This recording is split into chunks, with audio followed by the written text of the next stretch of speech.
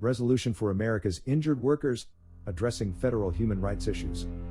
Whereas state-based workers' compensation programs in the United States have exhibited inadequacies, resulting in difficulties for injured workers to receive the full benefits they are entitled to, exacerbating the risk of falling into poverty due to work-related injuries or illnesses.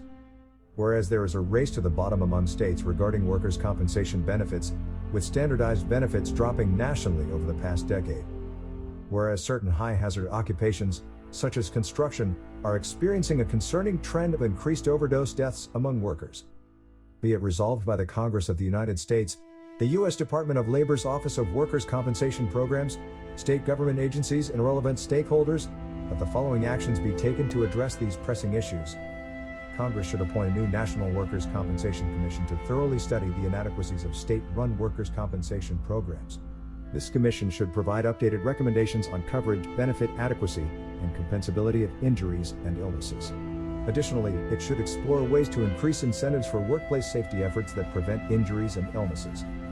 The U.S. Department of Labor's Office of Workers' Compensation Programs should reinstate the publication of periodic evaluations of states' compliance with the essential recommendations of the National Commission on State Workers' Compensation Laws. This evaluation would assess states' adherence to recommended guidelines and identify areas for improvement. State government agencies should follow the examples of Massachusetts and Maine by enacting regulations on medical care payments for work-related injuries.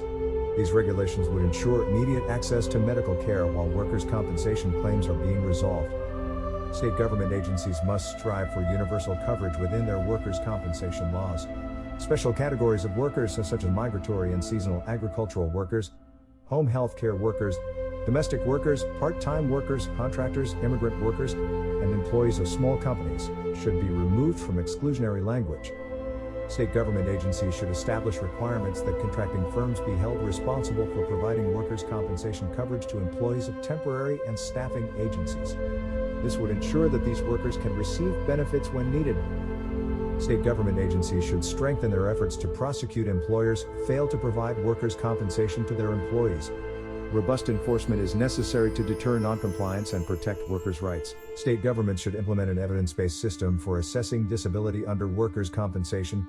This system should consider both physical and mental impairments in the context of an individual worker's education, abilities, and the available job market. The use of the American Medical Association's guidelines on evaluating permanent impairment may not sufficiently meet this standard. State governments must enhance anti-retaliation protections for workers and make it illegal for any worker to face retaliation for filing a workers' compensation claim. Workers must feel safe and protected when exercising their rights. State governments should ensure that workers have the freedom to choose their own healthcare practitioners for medical treatment under workers' compensation. This choice empowers workers to seek the care that best suits their needs.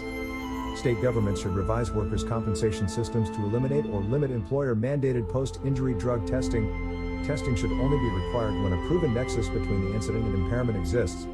However, all work-related injuries must be compensated, regardless of drug test results.